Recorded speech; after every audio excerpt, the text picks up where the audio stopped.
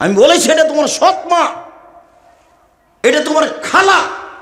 নবী বলেছেন নবীগণের বৈশিষ্ট্য 10টি, সব নবীর খাসলাত ছিল 10টি, সব নবীর অভ্যাস ছিল 10টি, সব নবীর নিয়ম নীতি ছিল, স্বভাব ছিল 10টি। 1, মুছ কেটে ফেলা, চেঁচে ফেলা নয়।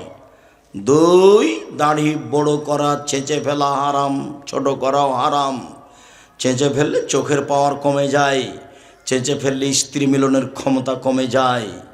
3, কাসুল আজফারে, নখ কেটে ফেলা। সব নবীর বৈশিষ্ট্য ছিল নখ কেটে ফেলা। আপনার চোখের সামনে আপনার মেয়ে নখ বড় দিয়ে আছে আর নেইল পালিশ দিয়েছে।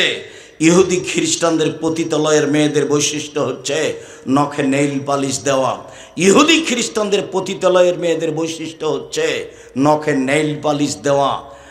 আর কপালে টিপ দেওয়া হিন্দুদের নীতি। হিন্দুদের মেয়েদের বিবাহ করার 10টি পদ্ধতি আছে, তার একটি পদ্ধতি হলো রাক্ষসী বিবাহ। মেয়ের বাপ বিবাহ দিবে না, ছেলেটা জোর করে বিবাহ করবে, কপালে টিপ দিতে পারলে বিবাহ হয়ে গেছে। টিপ দেওয়া প্রথা হিন্দুদের পক্ষ থেকে এসেছে। আমি পিতা, আমি মা। শিষ্টাচার কাকে বলে কেউ বুঝে না। শিষ্টাচার কাকে বলে? এমনি থাকে, খায়, পেশাব পায়খানা করে দিন কাটায়। শিষ্টাচার কেউ বুঝতে চায় না। শিষ্টাচার ঘোড়ার ডিম। আপনার স্ত্রী পাবনা শহরে একটা তরকারির বাটি কিনেছে, তরকারির বাটি, সেটা হলো রুই মাছ। এটা কোন শিষ্টাচার? আপনার স্ত্রী একটা আয়না কিনেছে, আয়না মুখ দেখার, চোখ দেখার, সেটা হলো কাতল মাছ। এটা কোন শিষ্টাচার? আপনার স্ত্রী কিছু প্লেট কিনেছে, তাতে আছে চিংড়ি মাছ। এটা কোন শিষ্টাচার? আপনার বাচ্চার পেশাব পায়খানার জন্য একটা পট কিনেছেন, সেটা হলো ঘোড়া। এটা কোন শিষ্টাচার? আপনার বাড়িতে শোকেজে আপনার স্ত্রী পুতুল সাজিয়ে রেখেছে, কাঁকড়া। এটা কোন শিষ্টাচার? আপনি আপনার পুতনির নাতনির জন্য ছেলের পক্ষ থেকে, মেয়ের পক্ষ থেকে তার জন্য পুতুল কিনে নিয়ে এসেছেন। হুজুরের বাড়িতে পুতুল আছে, এটা আবার কোন শিষ্টাচার? জাতির যদি রাস্তাঘাট করে দিতে না পারি, জাতির যদি স্কুল কলেজ করে দিতে না পারি, জাতিকে চূড়ান্ত সঠিক ধর্ম দিতে পারবো ইনশাআল্লাহ। ধর্মের ব্যাপারে জাতিকে ফাঁকি দিয়ে পরকাল হারাতে রাজি নেই, কোন সময় রাজি নেই আমি। ছবি, মূর্তি, পুতুল সর্বদা হারাম। রাসূল সাল্লাল্লাহু আলাইহি ওয়াসাল্লাম বলছেন, আল্লাহ তাআলা বলেছেন, ইন্নাল্লাহা হাররামাল খামরা ওয়াল মাইসিরা ওয়াল খিনজিরা ওয়াল আসনাম অফিরাতিন বায়াল আসনাম। যেই ভাষা দিয়ে মদ হারাম করা আছে, যেই ভাষা দিয়ে জুয়া হারাম করা আছে, যেই ভাষা দিয়ে সুর, শুকুর হারাম করা আছে, ওই ভাষা দিয়ে পুতুল কিনা হারাম ঘোষণা করা আছে। ওই ভাষা দিয়ে পুতুলের ব্যবসা হারাম ঘোষণা করা আছে। ভাষা একই, সবটাই হারামা। সুর হারামা, মদ হারামা, জুয়া হারামা, পুতুল হারামা, একই শব্দ, একটাই শব্দ দিয়ে হারাম করা আছে সব। কেমনে আপনার বাসায় পুতুল থাকতে পারে? এটা কেমনে শিষ্টাচার হয়? আমি এক মন্ত্রী এমপিকে বলছি, ভাইজান একটু মূর্তিটা নামাতে হবে ভাইজান, না হলে তো আমি এখানে বসতে পারবো না। তখন আমাকে বলছেন, আরে আমি খাঁটি আহলে হাদিস, তাই বলছে আমাকে। তখন তার পাশে বাঘের মূর্তি আছে। আমি যে ভাইজান আমাকে মাফ করবেন, যদি আপনার এই সরানো সম্ভব না হয় তাহলে আমি চলে যাচ্ছি। তো আচ্ছা আচ্ছা ঠিক আছে বসেন, আমি সরাচ্ছি। সরিয়ে দিল, তখন আমি বসলাম। একজন মাওলানা নোয়াখালীতে এক বাড়িতে বসে আছে ঘরে। তো আমি দরজায় সালাম দিচ্ছি, আসসালামু আলাইকুম। তারপর ঘরে দেখছি সব ভেন্টিলেটার, বুঝেন আপনারা ভেন্টিলেটার বুঝেন, সব ঘোড়া। তো বলছি ইন্না লিল্লাহ, ভাইজান আমি এখানে যে বসবো না, যদি সম্ভব না হয় তাহলে আমি ফিরে যাব। কি করতে হবে বলেন? বলে সব ভেন্টিলেটার ভেঙে দিতে। বলে ঠিক আছে তাই করছি। আপনি আমার বাসা থেকে ফিরে যাবেন মানে? সব ভেন্টিলেটার ভেঙে ফেলে দিলাম, সব ভেঙে ফেলে দিয়েছে, তারপরে ঢুকেছি। একজন হুজুর আগে থেকে বসে আছে। রংপুরের, এটা দিনাজপুর শহরে, যারা নির্বাচনের মধ্যে ব্যস্ত থাকে, ওর অফিসে চতুর্দিকে মূর্তি আছে। তো মৌলানা সাহেব বসে আছেন। মৌলানা সাহেব মারা গেছেন, সেদিনই কণ্ঠ বন্ধ হয়ে গেছিল। বড় মৌলানা, তা আমি দরজায় সালাম দিচ্ছি, আসসালামু আলাইকুম, ইন্না লিল্লাহি ওয়া ইন্না ইলাইহি। ভাইজান আপনি এখানে যে, আরে আপনি মহাদ্দেশ মানুষ, এ কথা আমাকে বলছে। তা আমি ঘুরে বলছি, এই ছেলে চলো তো, রিক্সা কোথায়, আমার এখানে থাকা হবে না। তা আমি চলে গেলাম, কোথায় নিয়ে যে রাখলো, ও ঘরেই বসিনি আমি। অনেক দিন যে ঘরে বসতে দিয়েছে সে খাটে আছে ময়ূর, ওটা না কাটা পর্যন্ত ঘরে বসিনি। আল্লাহ রাসূল ঢোকেননি সেই বাড়িতে, এর সাথে কোনো আপোষ নেই। কেমনে আপনার স্ত্রীটা কিনতে পারে? আল হাদিস তো বহু দূরের কথা, আল হাদিস এই বেটা মুনাফিকি ছাড়া কিছুই নয়। পুতুলের সাথে আপনার আপোষ কি করে হলো? আপনি কি ইমানদারি দেখাতে চাচ্ছেন? কি হিসাব আপনার? কয় টাকার মালিক আপনি? কি বিবেচনা করেন? বাড়িতে ঢুকে যত ছবি, মূর্তি, পুতুল, কাঁকড়া আছে সবকে ভেঙে চৌচির করে ঘুমাতে হবে। তাহলে আপনি মুমিন বক্তব্য শুনেছেন, অন্যথা আপনি আমার বক্তব্যের সাথে মুনাফিকি করেছেন। আমার বক্তব্যের সাথে মুনাফিকি করে কোনো লাভ নেই। মুহাম্মদ সাল্লাল্লাহু আলাইহি ওয়াসাল্লাম বাড়িতে ঢুকলে ছবি, মূর্তি, পুতুল, কাপড় চোপড় যা থাকতো, যাতে ছবি থাকতো ছিঁড়ে ফেলে দিতেন, তারপরে ঢুকতেন। একথা আয়েশা রাদিয়াল্লাহু তাআলা আনহা বলেন, হাদিস বুখারী মুসলিম। যাওয়ার সময় একটা বই নেবেন, উপদেশ, একটা আলোচনা আছে ছবি মূর্তি, নিজে দেখেন। বইয়ের নাম উপদেশ, আলোচনার নাম ছবি ও মূর্তি। এর সাথে আপনার আপোষ ভালোবাসা কেন? আমাকে বলছে আব্দুর রাজ্জাক সাহেব, আমার আম্মাকে ভালোবাসি, সেই জন্য আমার আম্মার ছবি সুন্দর করে সাজিয়ে আমি অফিসে রেখেছি। আমি বলছি আপনি কুসন্তান। ইন্না লিল্লাহ, বলেন কি আপনি? জি। একই কথা বলে, ভালো সন্তান হচ্ছে ওই যে মাকে কবর দিয়ে এসে বাড়িতে ঢুকে মায়ের পাসপোর্ট সাইজের একটা ছবি ছিল, তাকে টুকরা টুকরা করে ছিঁড়ে ফেলে কবরের পাশে গিয়ে কোনো দোয়া জানে না, হাত তুলে বলছে আল্লাহ আমার মাকে ক্ষমা করো। এই সবচেয়ে ভালো সন্তান। এ হলো সুসন্তান। যে মাকে ভালোবাসা দেখাচ্ছে ছবি দিয়ে হলো কুসন্তান, অশিক্ষিত সন্তান। ওকে যদি আমি বর্বর, অসভ্য, অশিক্ষিত প্রমাণ করতে না পারি, জাতির সামনে বক্তব্য দিব না। 30 বছর থেকে বলে এসে আজকে নতুন নয়। সম্মানিত দিনী ভাই বোন, আপনার স্ত্রী আপনার বাচ্চাটার জামার হাতখানটা ডান হাত ঢোকাবে না বাম হাত ঢোকাবে এই কথা জানা নাই। শিষ্টাচার কাকে বলে? আপনার স্ত্রী আপনার বাচ্চার কোন পায়ের জুতাটা আগে পরাবে এইটা তার জানা নাই। শিষ্টাচার কাকে বলে? আপনার স্ত্রী আপনার বাচ্চাকে দুধ খাওয়ার সময় বিসমিল্লাহ বলে না, এটা তার জানা নাই। শিষ্টাচার কাকে বলে? যতবার আপনার স্ত্রী বাচ্চাকে দুধ খাওয়াচ্ছে, যদি আপনার স্ত্রী বিসমিল্লাহ না বলে, এ দুধ শয়তান খাবে, নিশ্চিত খাবে, অবধারিত খাবে, খাবেই খাবে। নবী বলেছেন খাবে, অতএব খাবে। আপনার স্ত্রী দরজাটা বন্ধ করে বিসমিল্লাহ বলে না, শিষ্টাচার কাকে বলে? আপনার স্ত্রী আপনার বাচ্চা যখন পানি খায় তখন বাম হাতে গিলাস ধরে থাকে, আপনার স্ত্রী বলে না ছি ছি ছি আব্বু আব্বু আব্বু, বাম হাতে শয়তান খাবে, বাম হাতে শয়তান খাবে, ডান হাতে ধরো, ডান হাতে ধরো। এই কথা আপনার স্ত্রী বলে না। শিষ্টাচার কাকে বলে? পেশাব পায়খানা যাওয়ার সময় আপনার স্ত্রী বলে না দোয়া পড়ে ঢোকো। শিষ্টাচার কাকে বলে? শোয়ার সময় ডান কাতে শয়, কথা আপনার স্ত্রী বলে না। শিষ্টাচার কাকে বলে? আম্মু আমাকে সালাম দিয়ে বাড়ি থেকে বের হও, আপনার স্ত্রী বলে না। শিষ্টাচার কাকে বলে? আম্মু বাড়িতে ঢোকার সময় সালাম দিয়ে ঢুকতে হবে, আপনার স্ত্রী বলে না। শিষ্টাচার কাকে বলে? শিষ্টাচার কি জিনিস? শিষ্টাচার না আমি জানি না, আমার স্ত্রী জানে। দুইজন মিলে থাকি আর খায় আর পেশাব পায়খানা করে দিন কাটাই পশু প্রাণীর মতো। বুঝেও বোঝে না ওরা, অন্তর আছে বুঝে না, দেখেও দেখে না ওরা, চক্ষু আছে দেখে না, শোনেও শোনে না ওরা, কান আছে শোনে না।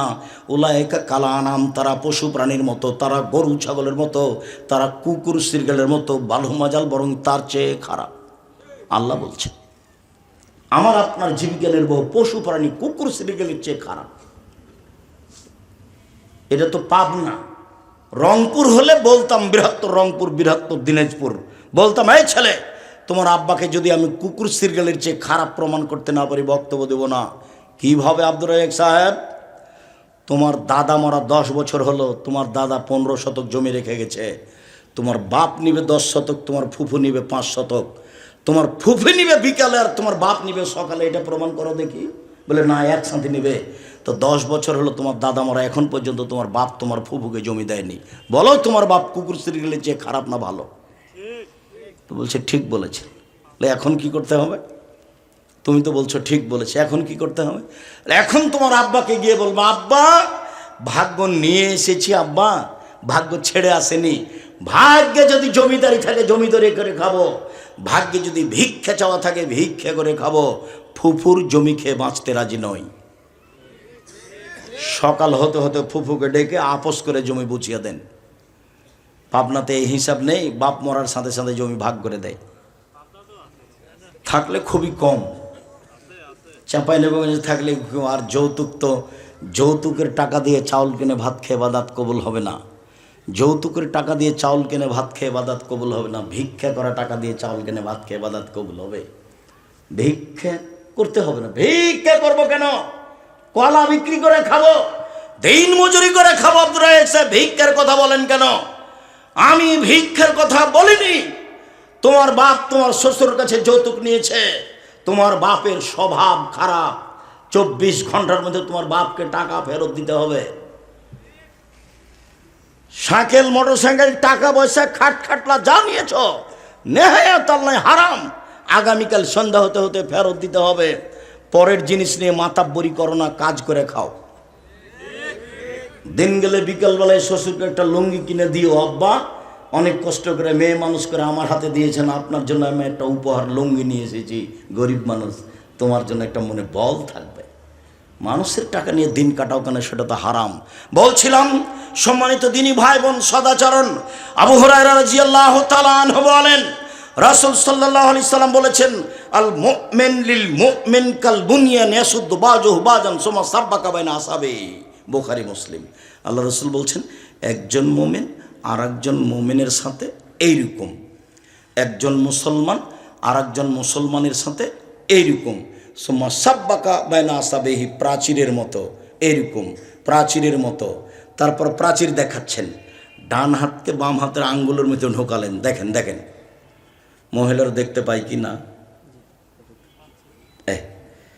আঙ্গুল যেমন একটা আর একটার মধ্যে ঢুকে গেল। সারা পৃথিবীর মুমিন মুসলমান এরকম একসাথে এইভাবে থাকবে। দেখেন একজন আর একজনকে মানতেই পারে না। আর ফেসবুক তো আমি চালাতে পারি না, আমি তোর মোবাইল রিং হলে খালি অন করতে পারি, আপনার নামটা আমি সেভ করতে পারি না, খালি আমি শুনি যে এগুলো মানুষে বলছে। মোমেন এইভাবে, একথা আল্লাহ রসুল উদাহরণ দিয়ে দেখাচ্ছে। আর একটা দেখেন, আল্লাহ রসুল বলছেন, আল মুমিন লিল মুমিন কারাজুলিন ওয়াহিদ, সারা পৃথিবীর মুমিন মুসলমান একজন। ইনিস্তাকা আইনহু ইস্তাকা কুল্লহু, যদি চোখে ব্যথা হয় সম্পূর্ণ শরীরের লোকটা ব্যথা বুঝে। একজন যদি বিপদে পড়ে প্রতিবেশী সব মোমেন বিপদ বুঝবে। ভাইজান কি করা লাগবে? রাত 12টায় বাড়িতে চিল্লাচিল্লি, তাড়াতাড়ি প্রতিবেশী হিসাবে উঠে, ভাইজান কি করতে হবে? অ্যাম্বুলেন্স আনতে হবে। কি হয়েছে? ডাক্তার ডাকতে যাব।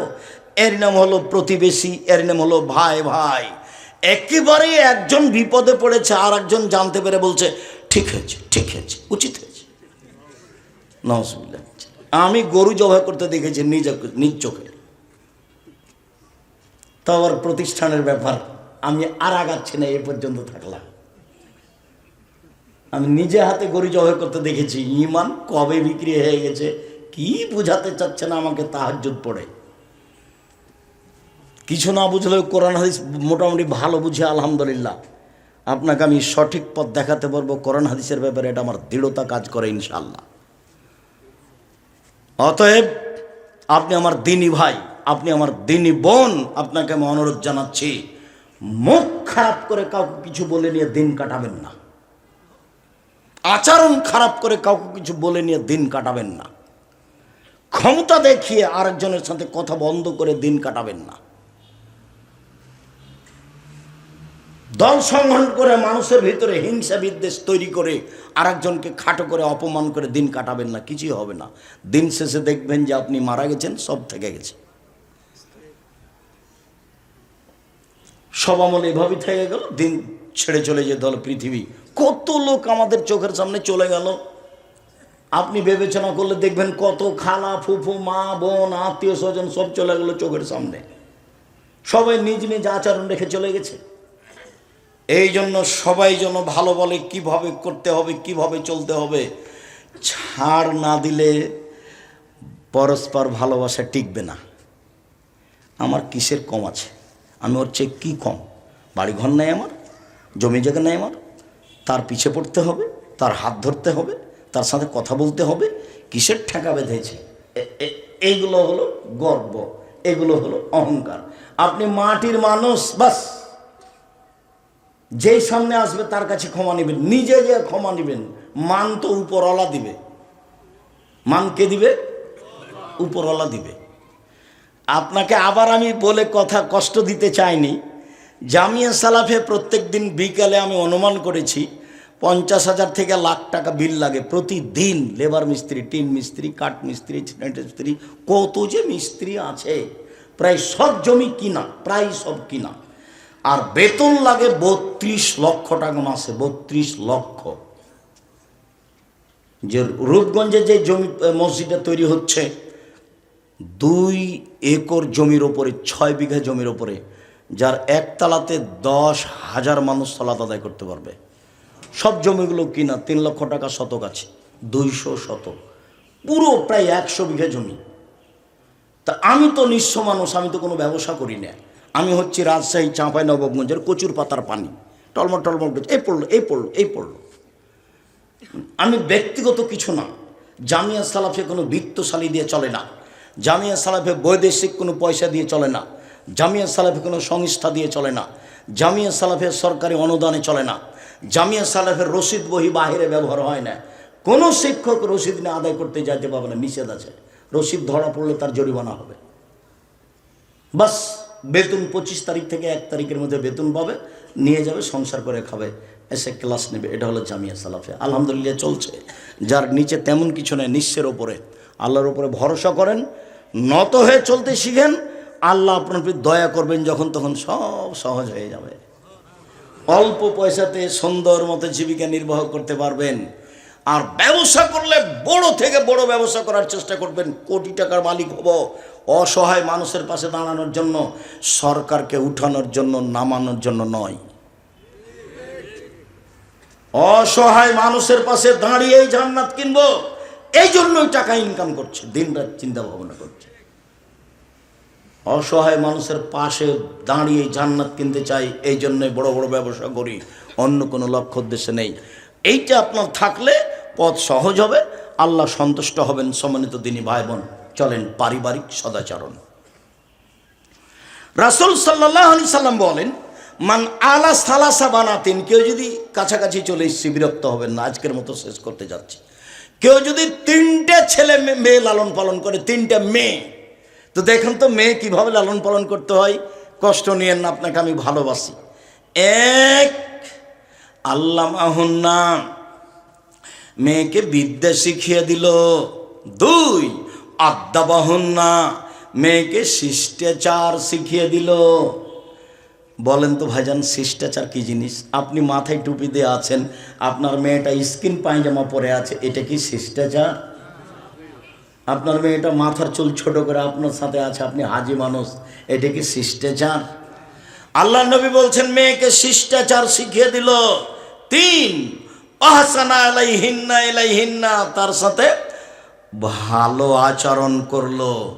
কোনো সময় মেয়ের সাথে খাস্টা মেস্টা আচরণ করবেন না, সাবধান। মেয়েকে বারবার আদর করবেন, আম্মু বলবেন, বারবার আদর করবেন। খারাপ দেখছেন, তারপরে আপনি ধৈর্যের পরিচয় দিয়ে ভালো করার চেষ্টা করবেন। দিনরাত খবর নিচ্ছেন, ঢাকা বিশ্ববিদ্যালয়ে মেয়ে পড়ে, আম্মু কেমন আছো, আম্মু কেমন আছো, আম্মু টাকা পয়সার প্রয়োজন হলে বলবে, বলছেন। হঠাৎ একদিন শুনছেন ভাতিজা বলছে, চাচা জানেন কি হয়েছে? তো খালেদা বের হয়ে চলে গেছে, এখন বিশ্ববিদ্যালয়ে নেই। তখন আপনি বলছেন, তোকে ত্যায্যপুত্র করলাম, তোকে ত্যায্যপুত্র করলাম, তোকে ত্যায্যপুত্র করলাম। তোকে যদি পাই তাহলে যমুনা নদীতে কেটে ভাসাবো, বাপে বলছে। ত্যায্যপুত্র বললে কি মেয়ে ত্যায্যপুত্র হবে? মরলে মেয়ে জমি নিয়ে নেবে। বের হয়ে গেছে যেখানে সেখানে বিবাহ দিয়ে দেন, পথ সহজ, তাড়াতাড়ি যান। গিয়ে বলবেন, চোর চান্ডাল যা হয়ে গেছে। মানিজ্যতার নদী ধরার চেষ্টা করিয়েন না। যত রাগ করে থাকবেন তত জেনা, যত রাগ করে থাকবেন তত জেনা। 10 ছেলের মা হলো জেনা। এমন কোনো পথ নেই তাকে বৈধ করতে পারে আপনাকে যেতে হবে, দুজন সাক্ষী নিয়ে বলতে হবে ছেলেটাকে যে আমি তোমাদের বিবাহে সম্মতি জানালাম, এই যে আমার দুজন সাক্ষী, বাস এখন সংসার ঠিক আছে। কোর্টের বিবাহ বাতিল, কোর্টের বিবাহ বাতিল, কোর্টের বিবাহ বাতিল। কোর্টে বিবাহ হওয়ার পর যদি 10টা ছেলে হয়, 10টাই ছেলে অবৈধ। বাপ মারা গেলে তার ভাই দিয়ে বিবাহ পড়াতে হবে, তার ভাই মারা গেলে তার নিজের ছেলে যেগুলো অবৈধভাবে হয়েছে তাকে মালিক করে বিবাহ পড়াতে হবে। বিবাহ পড়াতে হবে, বুড়ি হয়ে গেলেও কোনো পথ নেই, না হলে এটা বৈধ করার কোনো পথ নেই। রাসূল সাল্লাল্লাহু আলাইহি ওয়াসাল্লাম না করেছেন। আইয়ো ইমরাতিন নাকাহাত বেগেরা ইজনে ওয়ালিহা ফানিকাহুহা বাতিল, ফানিকাহুহা বাতিল, ফানিকাহুহা বাতিল। যে কোনো মহিলা নিজে বিবাহ করলো অভিভাবক ছাড়াই, সে বিবাহ বাতিল, সে বিবাহ বাতিল, সে বিবাহ বাতিল। শোনেন, পাবনার ঘরের খবর জানা নেই, রাজশাহীর আছে, চট্টগ্রামের আছে, বরিশালের আছে। কি ঘরের খবর? রাজশাহীতে বলে বিবাহের সময় উকিল বাপ লাগে। তো বাপ বেঁচে থাকেন, উকিল বাপ হারাম, এটা বলে রাখবেন। উকিল বাপ চিরদিনের জন্য হারাম। আমি লজ্জা পাচ্ছি তো, আমার বড় ভাই আছে, আমার বড় ভাই উকিল হোক। জি না, আপনার কম বুদ্ধি আছে আর আপনার বড় ভাই চৌকুস, তারপরে আপনি উকিল। আর চট্টগ্রামে বিবাহের দিন থেকে উকিল বাপই বাপ, সেদিন থেকে আসল বাপ বাতিল। উকিল বাপ তার বাড়িতে আসে, তার বাড়ি থেকে যায়, মেয়েকে নিয়ে আসে, সেদিন থেকে উকিল বাপ হয়ে। চট্টগ্রামের খবর বলছে, এবারে নগদ। কত নোংরা নীতি। আমি পাবনার খবর জানা নেই, চাঁপাইনবাবগঞ্জে বিবাহের শুরু থেকে শেষ পর্যন্ত এমন একটা কাজ নেই যেটা যায়, সবই হারাম। শুরু থেকে শেষ পর্যন্ত মেয়ে দেখা থেকে নিয়ে, বিবাহ পড়া থেকে নিয়ে, অলিমা থেকে নিয়ে, ক্ষীরকাচি বরন্তা আমাটা থেকে নিয়ে যা কিছু আছে একটা জায়েজ নয়। আমার একাধিক দিনের দেখা। এদিকে দেখেন, মেয়েকে বিদ্যা শিখিয়ে দিল, বাপের জিম্মেদারি। 2, মেয়েকে শিষ্টাচার শিখিয়ে দিল, বাপের জিম্মেদারি। 3, মেয়ের সাথে ভালো আচরণ করলো। কুন্নালাহু হেজাবান মিনান নারে ইয়াউমাল কিয়ামা, সেদিন মেয়ে বাপের জন্য জাহান্নাম থেকে অন্তরাল হয়ে যাবে। এদিকে দেখেন, জাহান্নাম থেকে অন্তরাল হয়ে যাবে। মেয়ে 3টে দাঁড়াবে মধ্যে, ওই দিকে আছে জাহান্নাম আর এদিকে আছে বাপ। মেয়েরা আল্লাহকে বলবে, আমার আব্বাকে আগে জান্নাতে দিতে হবে, তারপরে কোনো কথা। মেয়েরা কঠিনভাবে বেঁকে যাবে বিচারের মাঠে আল্লাহর সামনে, আমার আব্বাকে জান্নাতে দিতেই হবে, তারপরে কোনো কথা। এইভাবে দাঁড়াবে মেয়েরা। ওদিকে আছে জাহান্নাম আর এদিকে আছে মেয়ের পিতে, আর মধ্যে আছে 3টে মেয়ে। তো একজন বলছে, আব্দুর রাজ্জাক সাহেব, একটা মেয়ে হলে কি হবে, একটা মেয়ে। তো আমি বললাম যে আপনাকে তো আমি বলেছি ভাইজান, কম ছেলে মেয়ে নেবেন না, খুব লস। একটা ছেলে একটা মেয়ে নেওয়া খুব লস। ছেলে মেয়ে যদি বেশি হয়, টাকা পয়সা বেশি হবে। কেউ ঢাকায় থাকবে, কেউ সৌদি আরব, কুয়েত, কাতারে থাকবে, টাকা ইনকাম করবে। কেউ ঢাকায় ব্যবসা, চট্টগ্রামে ব্যবসা, পাবনায় ব্যবসা করবে, টাকা পয়সার অভাব নাই। খালি ঢাকাওয়ালা ডাকবে, আম্মু এখানে আসেন তো, কালকে আসতে হবে। যে চট্টগ্রামে বলছে, আম্মু কালকে আপনি আসবেন, ওর পাবনায় থাকা হবে না। পাবনার ছেলে বলছে, না না না না, আম্মা আমার কাছে থাকবে। দেখছেন সম্মান। একটা ছেলে দুনিয়ার বদ শয়তান, ও বলছে যে বাপ যদি না আমারে তো মায়েরা জমি দখল করবো, তাই বলছে। এই পথে যাবেন না। ছেলে মেয়ে বেশি যদি হয়, টাকা বেশি হবে। ছেলে মেয়ে যদি বেশি হয়, তাহলে 2-1টা মারা যাবে। যেমন আপনারা নিজেরা 10-12 ভাই বোন, 3-4টা মারা গেছে, 2-3 জন মারা গেছে, 5-7 জন আছেন। এইটা বাপের মায়ের জান্নাতের যাওয়ার খুব বড় পথ এবং শক্ত পথ, শক্ত, কঠিন শক্ত পথ। মেয়েরা বাপকে জাহান্নামে যেতেই দিবে না 3 জন। তো 2 জনের ব্যাপার আল্লাহ রাসূল বলেছেন, মান আলা জারিয়াতাইনে, কেউ যদি 2টা মেয়ের লালন পালন করে, হাত্তা তাবলুগা, বড় হওয়া পর্যন্ত, বিবাহ দেওয়া পর্যন্ত, ফাহুয়া আনা ফিল জান্নাতে হাকাজা, তাহলে সেই পিতার আমি জান্নাতে এইভাবে থাকবো। সুম্মা সারা বিসাবাব অলস্তা, মধ্যমা আঙ্গুলে জমা করে দেখালেন। তর্জনী আর মধ্যমা যেভাবে জমা ধরে আছে, এই দুইটা মেয়ের সাথে ভালো আচরণ করে যেই বাপ লালন পালন করেছে সেই পিতা আর আমি মুহাম্মদ সাল্লাল্লাহু আলাইহি সাল্লাম জান্নাতে এইভাবে থাকবো। 10টা ছেলে লালন পালন করলে এক নেকি হবে না। তারপরে এইসব পড়াবো কেন? জন্ম দিয়েছেন এই জন্য, নাহলে যা পাপ করবে সব আপনার, যা পাপ করবে সব আপনার। খুব শক্ত হতে হবে ছেলে মেয়ের উপরে। মেয়ে লালন পালন করেন খালি জান্নাত, নগদ জান্নাত। মেয়ের সাথে সদাচরণ, কোনো সময় মেয়ের সাথে খাস্টা মেস্টা আচরণ করবেন না, মেয়েকে মারতে যাবেন না। মেয়ে বের হয়ে চলে গেলে মন খারাপ করবেন না, গিয়ে বিবাদ দিয়ে দেন। রাগ করে যে কয়েক ঘন্টা আছেন সে কয়েক ঘন্টা বিপদ। মেয়েকে বিশ্ববিদ্যালয় ভাবে পড়াতেই হতো না, আর ডাক্তারি শিখাবেন মেয়েকে।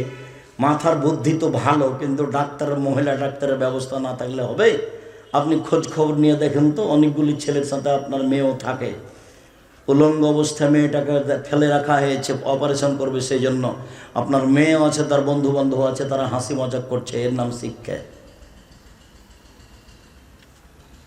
আপনি ভালো জায়গাতে দিয়ে মেয়ে ডাক্তারি করান, ব্যবস্থা না থাকলে নেই তো নেই। পুরুষ ডাক্তারদের চিকিৎসা নেওয়া যাবে, হাদিস বুখারী মুসলিম। আপনি চিকিৎসা নিয়েন না, ভালো কথা তো। রোগ ব্যাধি হবে জান্নাত দেওয়ার জন্য। আল্লাহ রাসূল বলছেন যে পৃথিবীর মানুষ শুনে রেখো, শুনে রেখো, আমি তোমাদের 3টা কাজের কথা বলি, তাতে পাপ মিটে যাবে, মান বেড়ে যাবে। পাপ মিটে যাবে, মান বেড়ে যাবে। পাপ মিটে যাবে, মান বেড়ে যাবে। 1, পায়ে হেঁটে মসজিদে গেলে। 2, সুন্দর করে ওযু করলে। 3, মসজিদে বসে বসে সলাতের পরে জিকির আজকার করলে। পাপ মিটে যাবে, মান বেড়ে যাবে। পাপ মিটে যাবে, মান বেড়ে যাবে। এই কথা বলার পরে বলছেন, আরে শোনো, ওয়াকানা মিন খাতিতাকা ইমান ওয়ালাদাত উম্মুহু, লোকটা হয়ে যাবে সেই দিনের মতো যেদিন তার মা তাকে জন্ম দিয়েছে, নিষ্পাপ হয়ে যাবে। মসজিদে বসে বসে তাসবিহ তাহলিল করলে, পায়ে হেঁটে মসজিদে গেলে, সুন্দর করে ওযু করলে, লোকটা হয়ে যাবে সেই দিনের মতো যেদিন তার মা তাকে জন্ম দিয়েছে, নিষ্পাপ হয়ে যাবে। 1, 2, কে যদি হজ করে, হজ কবুল হয়, তাহলে হয়ে যাবে সেই দিনের মতো যেদিন তার মা তাকে জন্ম দিয়েছে, নিষ্পাপ হয়ে যাবে। 3, কারো যদি অসুখ বিসুখ হয় তারপরে বলে আলহামদুলিল্লাহ, তাহলে সে হয়ে যাবে সেই দিনের মতো যেদিন তার মা তাকে জন্ম দিয়েছে, নিষ্পাপ হয়ে যাবে। বুখারী মুসলিমের হাদিস, আল্লাহ রাসূল বলছেন, কারো গায়ে যদি জ্বর হয় তাহলে তার শরীর থেকে পাপ ঝরে যায়। কামারের হাপড়, কর্মকারের হাপড়ে ভাটিতে লোহা স্বর্ণ চাঁদি দিলে, লাল হয়ে গেলে লোহা স্বর্ণ চাঁদির ময়লা যেভাবে ঝরে যায়, মানুষের গায়ে জ্বর হলে তার পাপ সেভাবে ঝরে যায়। বুখারী মুসলিমের হাদিস। নিষ্পাপ হয়ে যায়। ছেলে মেয়েকে লালন পালন করলে মেয়েরা তার জন্য জাহান্নাম থেকে অন্তরাল হয়ে যাবে, নবীর সাথে জান্নাতে থাকতে পাবেন মেয়েকে লালন পালন করে। এতিম যদি লালন পালন করেনি, এতিম, তাহলে আপনি নবীর সাথে থাকবেন। তবে সুমা ফাররাকা বাইনাহুমা, আঙ্গুল দুটি এভাবে দেখালেন কিন্তু একটু ফাঁকা করলেন। এতিমের লালন পালন করলে রাসূলের সাথে থাকবেন, তবে একটু দূরে। আর মেয়ে যদি লালন পালন করেন তাহলে এই, আর যদি 3টে করেন তাহলে এইটা। বোঝা যায় না? এগুলো আমি বলিনি, এগুলো কে বলেছেন? মুহাম্মদ সাল্লাল্লাহু আলাইহি সাল্লাম বলেছেন। দেখেন আপনি উপদেশ বইয়ে সদাচরণ নারীদের সাথে শুনুন। পারিবারিক সদাচরণ কয়েকটা, শেষের দিকে চলে আসলাম। পারিবারিক সদাচরণ। আয়েশা রাদিয়াল্লাহু তাআলা আনহা বলেন, রাসূল সাল্লাল্লাহু আলাইহি সাল্লাম, আমি একটা গিলাসে পানি পান করে রাসূলের হাতে দিতাম, ওয়ানা হাইজ, তখন আমি ঋতুবতী। ফায়াদাও ফাহু ফি মাওদি ফিয়া, দেখি তিনি গিলাসটা হাতে করে ওইখানে মুখ লাগিয়েছেন যেখানে মুখ লাগিয়ে আমি পানি পান করেছি। স্ত্রীর সাথে সদাচরণ। পক্ষান্তরে হিন্দুরা বলেছে মেয়েদের জমি দিতে হবে না, মেয়েরা বাপের জমি পাবে না, ওরা নারীদের সাথে ভালো আচরণ করেনি। খ্রিস্টানেরা বলেছে মেয়েরা হচ্ছে উপভোগের বস্তু, যতদিন তার উপভোগের বয়স আছে উপভোগ করতে হবে, তারপরে তাকে বৃদ্ধা আশ্রমাগারে দিয়ে দিতে হবে। মুসলমানের জন্য বৃদ্ধা আশ্রমাগার হারাম, ওর ছেলে দেখবে, ওর মেয়ে দেখবে, সবচেয়ে সম্মানী বস্তু বাপ মা তারা দেখবে। এরপরে ইহুদিরা বলেছে যে মহিলারা হচ্ছে ডাইনি, ওরা স্বামীকে খেয়ে নেয়, পৃথিবীতে সবচেয়ে খারাপ জিনিস হচ্ছে মহিলা, ইহুদিরা বলছে।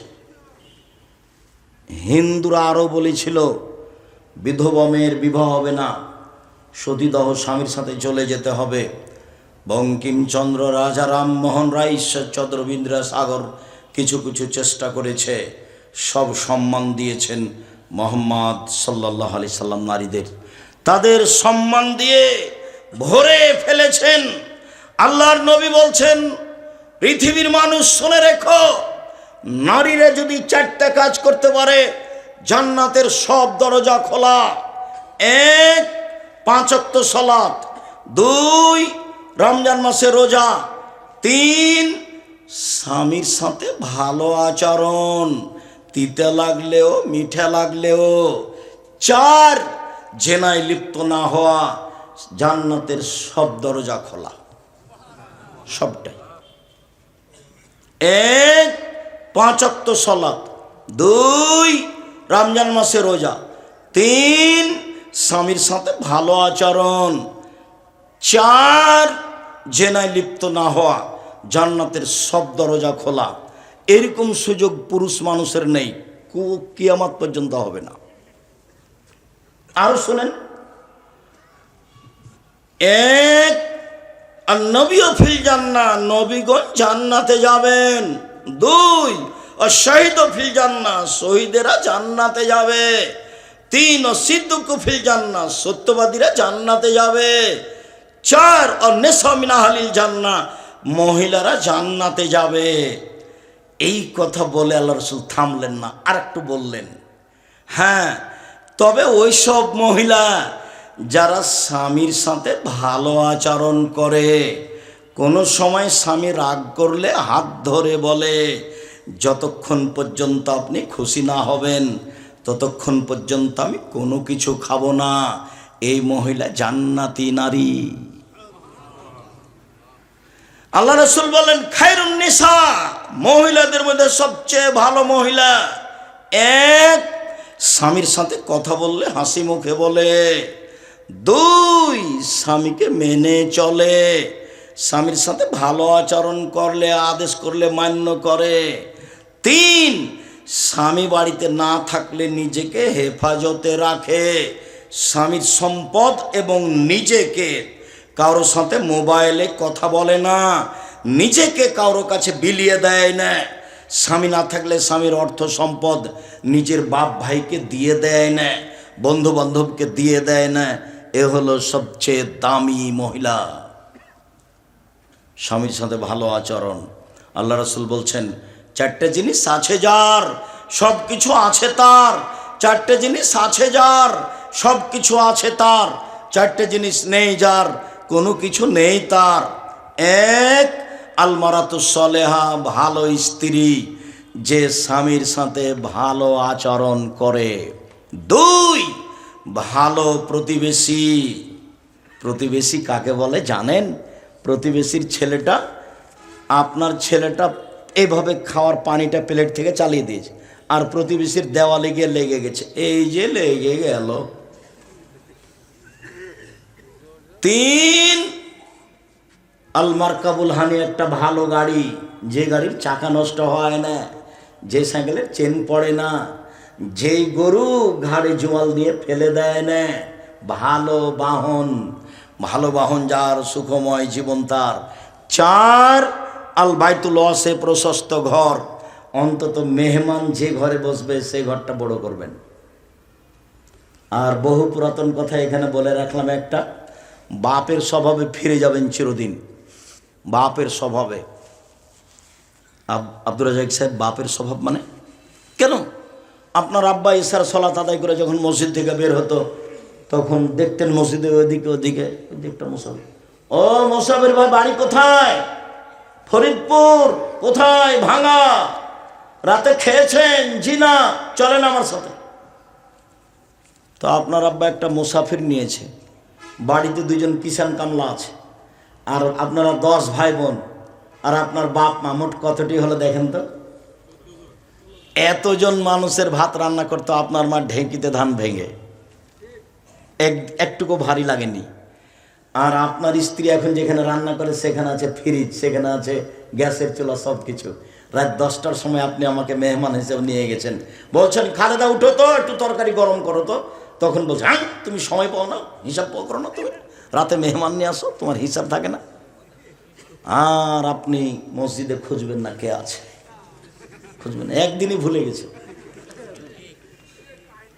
আর 150-200 চাউল রান্না করবেন না। আপনার মা 1.5-2 কেজি চাউল রান্না করতে, আপনি অন্তত 1 কেজি করবেন। সারাদিন ফকিরে খাবে, বিকালে ছাগল মুরগি খাবে, গরুতে খাবে, উপরে রেখে দিলে পাখি খাবে। 150 চাউল রান্না করেছেন, ঠিক দুপুরে মেহমান এসেছে, তখন বলছেন, আপনার স্ত্রী বলছে যে চানাচুর বিস্কুট দিয়ে পার করে দাও, চানাচুর বিস্কুট দিয়ে বিদায় করে দাও। এই চরিত্র নোংরা, এই চরিত্র ত্যাগ করতে হবে। আপনার মায়ের 80 বছর বয়স, আপনি ঢুকছিলেন দরজায়, তখন একটা বৃদ্ধা মহিলা ভিক্ষে চেয়ে খেতে চেয়ে বসে আছে।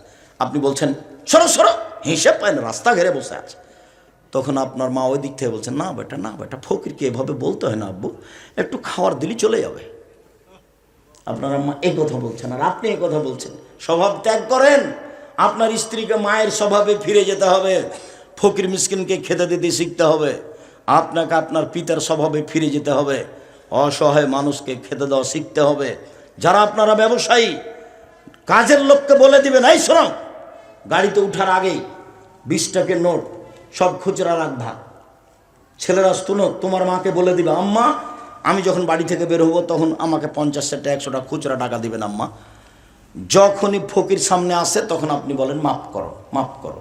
এই কোন স্বভাব? আপনি যদি 10 টাকার নোট 500 টাকা নেন তো সারাদিন দিয়ে শেষ করতে পারবেন না। ড্রাইভারকে বলে রাখবেন, আমার গাড়ি কোনো সময় যেন খুচরা টাকা থেকে খালি না হয়, 3 দিন আগে আমাকে বলবে। আমার গাড়ির সামনে থেকে কোনো ফকির যেন ফিরে না যায়। সে মদ খাক আর যাই খাক না কেন, যে হাত পেতেছে তাকে আমি ফিরিয়ে দিব না। দরকার হলে 10 টাকা রাখবেন, দরকার হলে 5 টাকা রাখবেন। মানুষকে দিয়েই জান্নাত কিনবো ইনশাল্লাহ, যা রাসূলুল্লাহ সাল্লাল্লাহু আলাইহি ওয়াসাল্লাম বলেছেন। সম্মানিত দিনী ভাই বোন, আবার আমি অনুরোধ জানাচ্ছি, আমার বোনদের বলছি, সম্মানিত দিনী বোন, আপনাদেরকে আমি অন্তর থেকে ভালোবাসি, আপনাদের পরকাল কামনা করি। মর্মে স্বামীর সাথে ভালো আচরণ করতে হবে, এই কথাই ঠিক। আব্দুর রাজাক সাহেব চিরদিন শুধু স্বামীর পক্ষে বললেন, আমাদের তো বললেন না। আমার স্বামীর মুখখান তো আপনি জানেন না, ওর মুখখান এত খারাপ আমি দেখতেই পারি না। যতক্ষণ মেয়ে থাকে তখন বলি, খালেদা তোমার আব্বাকে পানি দিয়ে আসো। বৌমা যখন থাকে তখন বলি, হামিদা তোমার শ্বশুরকে পানি দিয়ে আসো। কেউ যখন থাকে না তখন 1 গ্লাস পানি নিয়ে সামনে এইভাবে রেখে চলে যায়। আমি তাকাতে পারি না, তার মুখখানে এত খারাপ। এরপরেও আপনি আমার দিনী বোন, আপনাকে আমি বলি, কথা না বলে ঝুলন্ত থাকবেন না। হয় সংসার ত্যাগ করেন, আর না হয় তার সাথে কথা বলেন। সংসার ত্যাগ করতে পারেন, কোনো সমস্যা নেই। কাজের কাছে গিয়ে খোলা তালাক করে নেন, তার কাছে পৌঁছে দেন, 30 দিন পর অন্য জায়গাতে বিবাহ বসেন, কোনো সমস্যা নেই। সাথে থাকলে কথা বলতেই হবে। আর আপনাকে আমি অনুরোধ করে যাচ্ছি, স্বামী হলে 5টা জিনিস লাগে। 1, যে মানের খাচ্ছেন সে মানের খাওয়াবেন। 2, যে মানের পড়ছেন সে মানের পড়াবেন। 3, স্ত্রীকে কটু কথা বলবেন না। ভুলেও বলবেন না তোমার ঠোঁটটা কালো, ভুলেও বলবেন না তোমার রংটা কালো। একবার বললে 10 বছর আপনাকে ভালোবাসবে না। ওর কথা খুব মনের থাকে এবং বুদ্ধি কম মানুষ, আপনার কথাটা ঝকঝক করে মনে রেখেছে। শ্বশুর শাশুড়িকে গালি দিবেন না কোনো দিন। একদিন যদি শ্বশুর শাশুড়িকে গালি দেন, জীবনে আর আপনাকে কোনো দিন ভালোবাসবে না। শ্বশুর শাশুড়িকে সম্মান দিয়ে কথা বলবেন। শ্বশুরের বাড়িতে গিয়ে শাশুড়ির সাথে শ্বশুরের সাথে খাস্টা মেস্টা আচরণ করবেন না। আজ থেকে যদি এরকম কথা আমি জানতে না পারি, আপনি করেন না। আপনাকে আমি অনুরোধ জানাচ্ছি, যান্ত্রিক যুগ যারা আমার সামনে আছে, যন্ত্রের মাধ্যমে যেখানে যারা সময় অবগত হবে, সব দিনই ভাই বোনকে অনুরোধ জানাচ্ছে, শ্বশুর শাশুড়ির সাথে ভালো আচরণ করতে হবে, এরাই বাপ মা। শ্বশুর শাশুড়ির সাথে সম্মান দিয়ে চলতে হবে, এরাই বাপ মা। প্রতিবেশীর সাথে ভালো আচরণ করতে হবে, এরাই আত্মীয় স্বজন, এরাই প্রতিবেশী। এরা ভালো তো আমি ভালো, এরা খারাপ তো আমি খারাপ, আমি ভালো তো এরা ভালো, আমি খারাপ তো এরা খারাপ, এই হিসাব করতে হবে। সকাল হতে হতে জায়ের হাত ধরে ক্ষমা নিতে হবে, ভাইয়ের হাত ধরে ক্ষমা নিতে হবে, আপসে কথা বলা চালু করতে হবে, বন্ধ বাতিল করতে হবে। সম্মানিত দিনী ভাই বোন, এক, যে মানের খাচ্ছেন সে মানের খাওয়াবেন। দুই, যে মানের পড়ছেন সে মানের পড়াবেন। তিন, কটু কথা বলবেন না। চার, মুখের উপরে মারবেন না। পাঁচ, স্ত্রীকে নিজের বাড়ি ছাড়া কোথাও যেতে দিবেন না। খালার বাড়ি যেতে পাবে না, ফুফুর বাড়ি যেতে পাবে না, মায়ের বাড়ি যেতে পাবে না, জরুরি প্রয়োজন ছাড়া বাড়ি ত্যাগ করতে পারে না। বাজার যাওয়া তো বহু দূরের কথা। পুরুষের পরিচয় ভ্যানিটি ব্যাগ হাতে করে রাস্তা রাস্তা ঘুরে বেড়াই, এই দোকানদার এক গুতা মারে, ওই দোকানদার এক গুতা মারে, টাকা আপনি দিয়েছেন, মোহর আপনি দিয়েছেন, লোকে মারে গুতা, আপনাকে একটা খারাপ লাগে না? আপনার একটা আত্মমর্যাদা থাকা দরকার। আত্মমর্যাদা নিয়ে মানুষের মতো মানুষ হয়ে ভারাত্ম বজায় রেখে মানুষের সাথে সদাচরণ করে, স্ত্রীর সাথে সদাচরণ করে, স্ত্রীকে বাড়িতে রেখে বাকি সময় জীবন কাটানোর চেষ্টা করুন। আল্লাহ আমাদের তৌফিক দান করুক, আল্লাহুম্মা আমিন। আল্লাহ, আমাদের যারা মারা গেছে তুমি তাদের কবরের শাস্তি মাফ করো। আমরা যারা অসুস্থ, তুমি সালাফি শুধু বড় প্রতিষ্ঠান নয়, সারা বাংলাদেশ জুড়ে তারা মক্তব পরিচালনা করতে চায়। মসজিদ ভিত্তিক শিক্ষা কার্যক্রম এখন পর্যন্ত 450 মসজিদে মক্তব চলে। জামিয়া সালেফা আল ইতেসাম পত্রিকা বের করে 50টা প্রশ্নের উত্তর আছে, 12 জন বড় বড় মুফতিদের ফতোয়া দেখা হয়। জামিয়া সালাফে রয়েছে অনলাইন আল ইতেসাম টিভি। সবসময় আপনারা আমাদের বক্তব্য অনলাইন আল ইতেসাম টিভিতে অবগত হতে পারবেন। যাওয়ার পূর্বে সকল দিনী ভাই বোনকে আমাদের ওই বইগুলো সংগ্রহ করার জন্য অনুরোধ জানাচ্ছি। আমার বোনেরা, আপনারা সংগ্রহ করবেন কেন এই নির্যাতন, কি তার প্রতিকার। বেগম রোকেয়ার ব্যাপারে বই লেখা হয়েছে, বইয়ের নাম হচ্ছে কেন হব অবরোধবাসিনী, শিক্ষা বনাম জাহেলিয়াত। আপাতত 1 থেকে 10 পর্যন্ত শিক্ষাকে নাকচ করা হয়েছে। ওমা তোমার আকাশ তোমার বাতাস, সবচেয়ে বদ মানুষ ঠাকুর বললো এই কথা। ও কালিমা তোমার আকাশ, ও কালিমা তোমার বাতাস। আমার ছেলে মেয়ে সকালে বলবে স্কুলে, এটা হতে পারে না। 30 বছর আগে আমি নাকচ করেছি। আমি বলেছি এই দেশে কোন শিক্ষিত মানুষ শিক্ষামন্ত্রী হয়েছে যাবৎ আমার জানা নেই। ঠাকুর এদেশের সবচেয়ে বড় খারাপ মানুষ। ঠাকুর ইংরেজদের দালাল, ঠাকুর বিশ্ববিদ্যালয়ের শত্রু, ঠাকুর বাঙালিদের শত্রু, ঠাকুর জাতির শত্রু। ঠাকুরের গান চলে আমার দেশে, ও তোমার, ও তোমার আকাশ, ও তোমার বাতাস, ও কালিমা তোমার আকাশ, ও কালিমা তোমার বাতাস। ঠাকুর বারবার বলে কালিমা তোমার আকাশ। আমি বলেছি তোর বাপের আকাশ। সকালে সিলেটে 5,000 কোটি টাকার মামলা হয়। যখন আমি কাঠগড়ায় উঠলাম, জজ আমাকে বলল আপনি পিস টিভির আলোচক? আমি বললাম জি হ্যাঁ। তিনি বললেন আপনার মামলা আমি খারিজ করে দিলাম। প্রথম দিনই তিনি কেটে দিয়েছেন। আমি ঠাকুরের বদনাম করলাম কি? আমি বলেছি ঠাকুর বলেছে ও কালিমা তোমার আকাশ, ও কালিমা তোমার বাতাস। আমি বলেছি তোর বাপের আকাশ। আকাশ কার? আল্লাহ। বাতাস কার? আল্লাহ। ও বিশ্ববিদ্যালয়, ঢাকা বিশ্ববিদ্যালয়ের শত্রু, ও বাঙালিদের শত্রু, ও হচ্ছে খ্রিস্টানদের দালাল। যখন আমাদের দিনী ভাই বোন জেল হাজতে আছে ইংরেজদের যুগে, তখনও লন্ডনে দালালি করে। সে আমার বন্ধু হয়, তার মুখের গান আমার ছেলে মেয়ে দিন রাত বলে। এটা আমি আব্দুর রাজ্জাক বিন ইউসুফ 1 মিনিটের জন্য কোনোদিন মেনে নিনি। আমার ছেলে মেয়েকে আমি এখানে একদিনের জন্য যেতেও দিইনি। শুক্রিয়া, জাযাকুমুল্লাহ খায়র। আমি আপনাদেরকে হকের উপরে চলার জন্য আন্তরিকভাবে অনুরোধ জানাচ্ছি। সম্মানিত দেশবাসী, সম্মানিত এলাকাবাসী, সম্মানিত পাবনা জেলার দিনী ভাই বোন, আমি আপনাদেরকে রাসূলের পদ্ধতি অনুযায়ী বাকি জীবন পরিচালনা করার জন্য, পরিবারের উপরে শক্ত হয়ে পরিবারকে সুন্দর করার জন্য, আল্লাহকে সন্তুষ্ট করার অনুরোধ জানিয়ে আপাতত এখানেই কথা শেষ করলাম। যাওয়ার পূর্বে বই পুস্তক অবশ্যই সংগ্রহ করবেন। এইগুলো জামিয়া সালাফের পক্ষ থেকে বিশেষভাবে ইতিসাম পত্রিকা, জামিয়া সালাফের মুখপাত্র আপনারা নিজেরা পয়সা খরচ করে আল ইতিসাম পত্রিকা বের করেন, লক্ষ লক্ষ টাকা খরচ করে। যেগুলো বই আছে অন্য, সেগুলো আমি নিজের বই আমি নিজে টাকা পয়সা খরচ করে করি। আল ইতিসাম পত্রিকা আপনাদের টাকা দিয়ে বের করি। আল ইতিসাম পত্রিকায় 50টা প্রশ্নের উত্তর আছে। নিজে পয়সা দিয়ে বের করেন, নিজে দেখবেন, লক্ষ লক্ষ টাকা খরচ করেন, আপনি না দেন আপনার কোনো ভাই দেয়। অতএব 30 টাকা দিয়ে পত্রিকাটা নিয়ে যাওয়ার চেষ্টা করবেন। আল্লাহ তৌফিক দান করুক, আল্লাহুম্মা আমিন।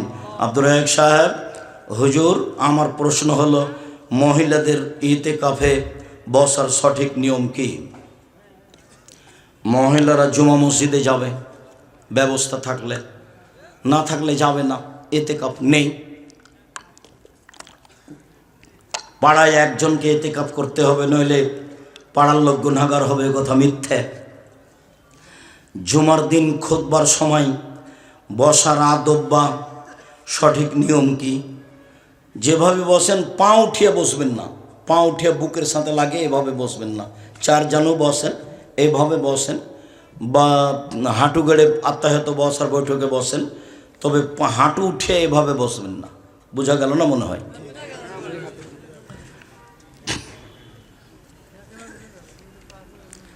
হাদিস অনুসারে যে এক ওয়াক্ত সালাত ত্যাগ করে সেই কাফের। তাহলে যারা মুসলিম পরিবারে জন্মগ্রহণ করে, যারা সালাত অস্বীকার করে তারা কাফের। যারা শয়তানি করে পড়ে না, পড়বো কাল পড়বো আজ পড়বো দিয়ে মরে গেছে, এ হলো বড় পাপী।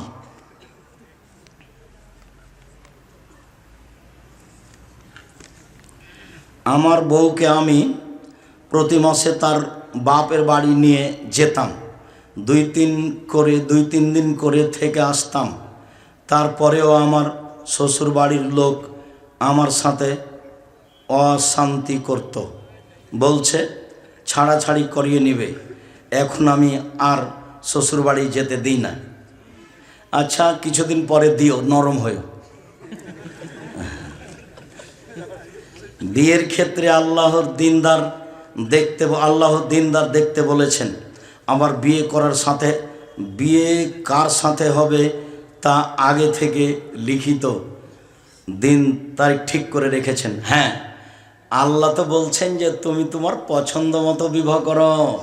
তাহলে হাজার হাজার লাখ লাখ পাবনাতে মেয়ে সবচেয়ে সুন্দরী বিবাহ করবো, ওটা ভাগ্য। দেখতে দেখতে একটা কালো মেয়ে, তুমি তোমার মাকে বলবে আম্মা এই মেয়েটা কালো হলো, তার চালচলন ভালো, এটাই নেওয়া হোক। আগেরটা খুব সুন্দরী আম্মা, কিন্তু মনে হচ্ছে চালচলন ভালো নয়, এই যে একদম তাকদীর। টয়লেটে গিয়ে আল্লাহর নাম নেওয়া তো পাপ হবে? জি না। আল্লাহুম্মা ইন্নী আউযু বিকা মিনাল খুবুসি ওয়াল খাবাইস বলে বসলেন, গোফরানাকা বলে উঠলেন, এই পর্যন্ত কোনো তাসবিহ তাহলিল জিকির হবে না। টয়লেটে ঢুকে আপনি বলতে পারেন, টয়লেটে ঢুকে আপনি বিসমিল্লাহ বলে ওযু করবেন, ওযু শেষে দোয়া পড়বেন, কোনো সমস্যা নেই। নিষেধ কোন সময় পর্যন্ত বলেন তো? বসা থেকে নিয়ে উঠা পর্যন্ত। এখনকার টয়লেট তো আপনার শহর ঘরের চেয়ে সুন্দর। নাভির নিচের লোম যদি 40 দিনের কাটা না হয়, আল্লাহর নবী বলেছেন আঙ্গুল নখ ছোট করতে হবে, বগলের লোম উঠিয়ে ফেলতে হবে, নারী পুরুষ একই হুকুম। নিচের লোম পরিষ্কার করতে হবে, ঊর্ধ্বে টাইম 40 দিন করতেই হবে, নইলে গুনাহগার হবে। নারী পুরুষ একই হুকুম, যেভাবে সহজ, যেভাবে সম্ভব।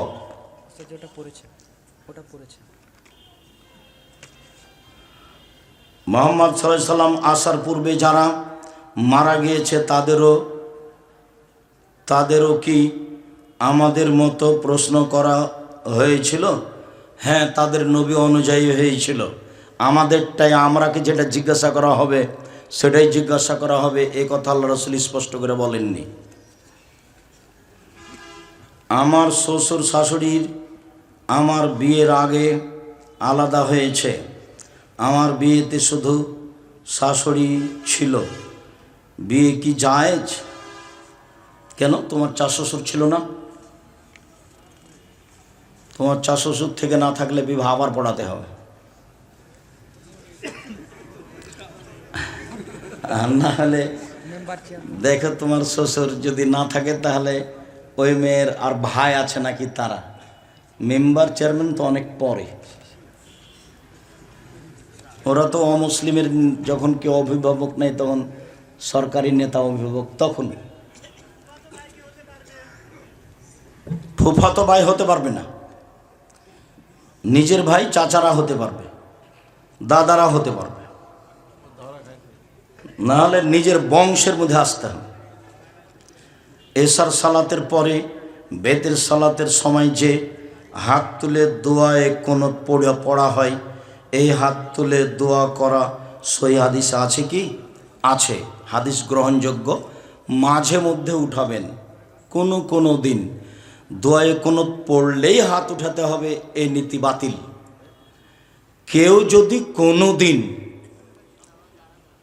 দোয়ায়ে কুনুত পড়তে চায় তাহলে বেতের সালাতে পড়বে, বেতের পড়লেই কুনুত পড়তে হবে এই কথা ঠিক নয়। কেউ যদি কোনো দিন দোয়ায়ে কুনুত পড়তে চায় তাহলে বেতের সালাতে পড়বে, হাত তুলেও পড়তে পারে, হাত বেঁধেও পড়তে পারে, দুটাই সহিহ হাদিস। কেউ যদি কোনো দিন দোয়ায়ে কুনুত পড়তে চায় তাহলে বেতের সালাতে পড়বে। দোয়ায়ে কুনুত পড়ে না 2-4 মাস পড়ে না, আল্লাহ রসুল শুধু রমজানে পড়তেন। সংবিধান পরিবর্তন করে অনেক মসজিদে দেখা যায় কিছু মুসল্লি দাঁড়িয়ে সালাত আদায় করার সক্ষমতা থাকা সত্ত্বেও চেয়ারে বসে থাকলে তো অর্ধেক নেকি হবে, নিয়মিত বসলে সালাতই হবে না। ইমামের যারা একেবারেই অক্ষম তাদের কথাটি ভিন্ন, তবু শরীরের গতি অনুযায়ী পড়া ভালো, না পারলে নিরুপায় চেয়ার। ইমামের পিছনে সূরা ফাতিহা কখন পড়ব? পিছে পিছে পড়বেন, আগে ও যাচ্ছে আর পিছে পিছে পড়তে থাকবেন।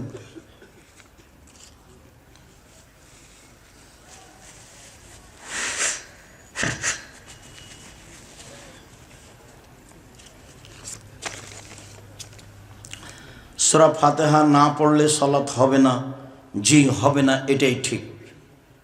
তো রুকু পেলে রাকাত হয় কি করে? রুকু রাকাতে কথা আল্লাহর নবী বলেছেন, তো সূরা ফাতিহা হয়নি যে, এটা সূরা ফাতিহা পড়ার জায়গা নয়, এই জন্য হয়নি।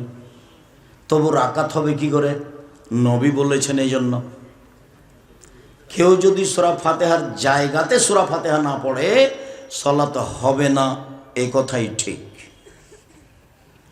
শুধু ফরজ ইবাদত করলে জান্নাত পাওয়া যাবে আশা করা যায়।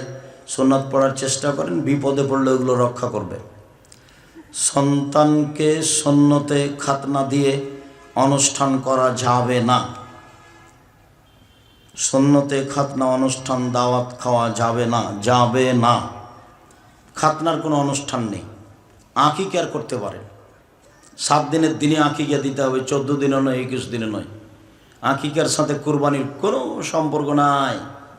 আকিকার ছাগল কানা হোক, ন্যাংড়া হোক, 2 মাসের হোক, আপনার খালি জানে আছে, বাপের জিম্মেদারি 7 দিনের দিন করতেই হবে। প্রয়োজনে ভিক্ষা করে আকিকা দিতে হবে, ওটা বাপের জিম্মেদারি। আর কুরবানি তো নেকির কাজ, নেকি তো অনেক বড় নেকি, যা দিয়ে জান্নাত পাওয়া যায়। তো কুরবানি মানে চোখ দেখো রে ঝকঝকে কিনা, কান দেখো ঝকঝকে কিনা, পা দেখো ঝকঝকে কিনা, লেজ দেখো ঝকঝকে কিনা, মোটা তাজা আছে কিনা, সব কুরবানিতে। কুরবানি একেবারে ঝকঝকে প্রাণী হতে হবে, ও দিয়ে জান্নাত পাওয়া যায়। এখন আপনারা গোস্তের তালে ঘুরছেন, আমি কি করি? আমি ভাগে টাগে যাইনি কোনো দিন, ভাগের পাতায় আমি কোনো দিন পড়ি না। আপনি কষ্ট নেন না, আপনাকে আমি অনেক ভালোবাসি। টাকা আছে আপনি কোট কোরবানি দেন, টাকা কম আছে গরু কোরবানি দেন, তার চেয়ে কম আছে খাসি দেন, তার চেয়ে কম আছে ছাগি দেন, তার চেয়ে কম আছে ভেড়া ভেড়ি দেন। রাসূলের পদ্ধতিতে আসেন, পরিবারে একটা করেন, জান্নাত হবে। উপহার নেই, উপহার অবৈধ, অন্যদিন হাদিয়া। কোনো মহিলা যদি অজু করে অন্য পর পুরুষের সামনে বেপর্দার সহিত দেখা করে তাহলে তার অজু থাকবে? জি। মাথা থেকে কাপড় পড়ে গেলে অজু নষ্ট হয় না, বাচ্চাকে দুধ খাওয়ালে অজু নষ্ট হয় না, হাঁটুর উপরে কাপড় চলে গেলে অজু নষ্ট হয় না, কুকুরে কাপড় ছুঁয়ে নিলে অজু নষ্ট হয় না, গোসলখানায় পরনের কাপড় খুলে রেখে আর একটা পরলে অজু নষ্ট হয় না। অজু নষ্ট হয় ঘুমিয়ে গেলে, অজু নষ্ট হয় বায়ু আসলে, অজু নষ্ট হয় পেশাব করলে, অজু নষ্ট হয় পায়খানা করলে, অজু নষ্ট হয় উটের গোশত খেলে। মুক্তিযুদ্ধে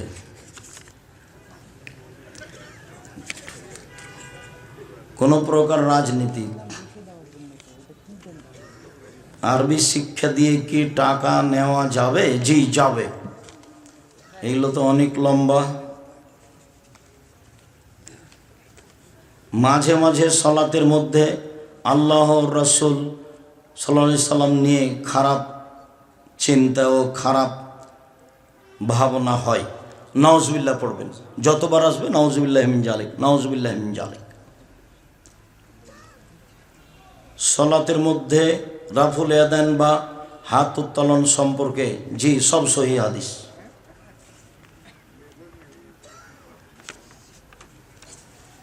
সুর দিয়ে আজান দেয়া জায়েজ কি? কণ্ঠ জোরে হতে হবে, এইটাই কথা আজানে। আন্দা বে সৌতান, সবচেয়ে উঁচু কণ্ঠ যার সে আজান দেবে। দাঁড়িয়ে খাবার খাওয়া এবং পানি পান করা যায়, তবে সুন্নাত হলো বসে। আল্লাহ রাসূল নিয়মিত বসেই পান করেছেন, জমজমের পানি দাঁড়িয়ে পান করেছেন। স্ত্রীর সাথে মিলনের সময় শারীরিক সময় বাড়ানোর জন্য ঔষধ খাওয়া জায়েজ কি না? এগুলো তোমাদের পারিবারিক বিষয়, এগুলো জিজ্ঞাসা করো কেন? আমি যদি অনলাইনে একটি ওয়েবসাইট তৈরি করে দিই, সেই ওয়েবসাইটে যদি অন্য কেউ কোনো খারাপ ভিডিও ছাড়ে বা ওই ওয়েবসাইটে দিয়ে খারাপ কিছু করে, তোমার নিয়তে না থাকলে হলো, তবে এগুলো থেকে বেঁচে থাকার চেষ্টা করবেন। শুকরিয়া, জাযাকুমুল্লাহ খায়ের। আমি সকল দিনী ভাই বোনের সার্বিক কল্যাণ কামনা করে, দেশবাসী এলাকাবাসীর কল্যাণ কামনা করে বলে, আল্লাহ তুমি আমাদের এ দেশে নিরাপদে বসবাসের সুযোগ করে দাও।